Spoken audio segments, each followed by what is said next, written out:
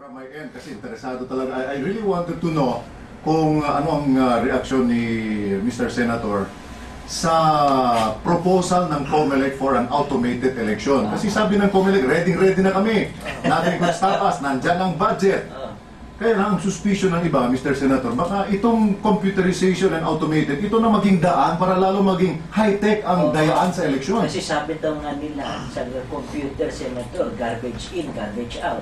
Tama po kayo dyan. Ngayon, meron tayong manual cheating. Manual cheating. Baka pag nag-automate tayo, magkaroon tayo ng automated cheating.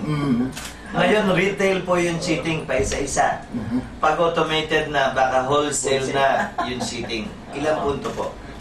Bumoto ako laban sa budget ng COMELEC na 11.3 billion. Okay. Ito ang pinakamalaking kontrata sa gobyerno sa ngayon. Biggest single contract in government.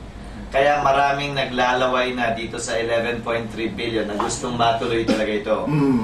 Pero, ang tanungin natin ng COMELEC at tinanong ko, anong ibig sabihin ng internet? Pakipaliwanag nga po sa akin. Kunwari, hindi ko alam. Ano po ba ang ibig sabihin ng security at safeguard measures sa transmission ng data? At anong klaseng security features ang inyong ilalagay? Ano bang itsura ng balota at anong security features ng balota? Sa lahat ng tatlong tanong na yan, hindi nila masagot at ang sabi, depende po kung sinong winning bidder. Siya po ang magsasabi sa amin kung ano. So sabi ko, ano bang klase nitong makinang to? Gano'ng kalaki? Anong itsura nito? Hindi pa po namin alam. Depende po kung sino yung mananalong bidder. Siya po ang gagawa kasi ng makina. Paano sa mga lugar na walang signal? Anong gagamitin niya? Cellphone ba? Satellite ba? Kable ba? Depende po yan sa winning bidder. Kasi po, pag nanalo siya, siya naman bahalang gumawa ng lahat ng bagay na yan. Sabi ko, parang kinontract out nyo na ang eleksyon. Wala nang trabaho ang COMELEC. Manonood na naman kayo. Particular at specific na mga question. Halimbawa, sabi ko, ilan bang machines ang bibili nyo? 80,000 po. Kailan magsisimulang dumating ang mga makinang yan? November 29, 2009 po. Gaano nyo katagal testingin yan? Kung umubra ba talaga o hindi? May timetable na po kami. Sabi nila, 2,666 machines per day for the next 30 days. Matatapos yan humigit kumulang sa January 20. Sabi ko, pwede ba magpadala ng watcher dyan? Ay, kahit sino po, pwede magpunta. So, paano pag nagpadala yung lahat ng partido at lahat ng kandidato? Huwag na, sabihin natin 10 na lang. 10 watcher kada machine habang tinetesting ito. 2,666 machines per day for the next 30 days. May alam ba kayong lugar sa Pilipinas na kayang ipunin 26,000 na tao sa isang lugar, nandun yung makina, at kinaumagahan, maghahanap ka ulit ng lugar na kakasya uli yung 26,000. Sino po ba mag-ooperate nito?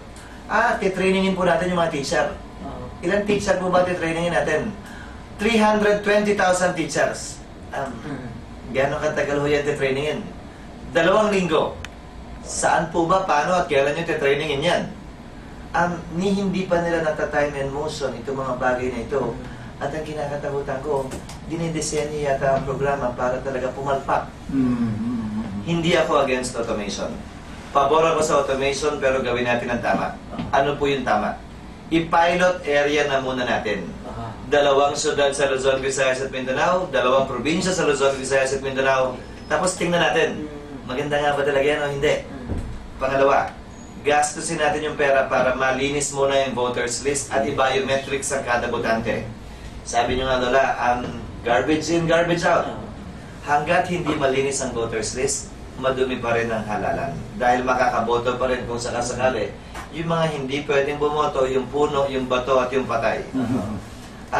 At panghuli siguro, kapag ka na-pilot testing natin yan, doon natin ipatupad sa buong Pilipinas.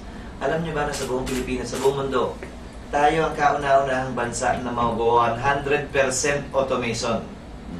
Guinness Book of World Records tayo na tayo lang ang magawa 100% automation sa loob ng 1 taon. Ang Amerika sa ngayon, 82% automated pa lamang. Nagsimula sila mag-automate 50 years ago. Ang Kongreso sinubukan mag-automate, ang House of Representatives. In-automate yung botohan. Para yung 240 congressmen, automated na yung botohan. Ipapadala ng congressman nakaupo sa likod yung boto niya doon sa harap. Walang 100 metro ang layo, 240 na pulang. 2.5 years na. Hindi pa tumatakbo ng maayos. Ano pa kaya yung 40 million voters, apari hanggang hulo, dadalhin yung resulta ng boto sa Maynila? Talagang pang world. Pang world record talaga tayo kung sakasakali. If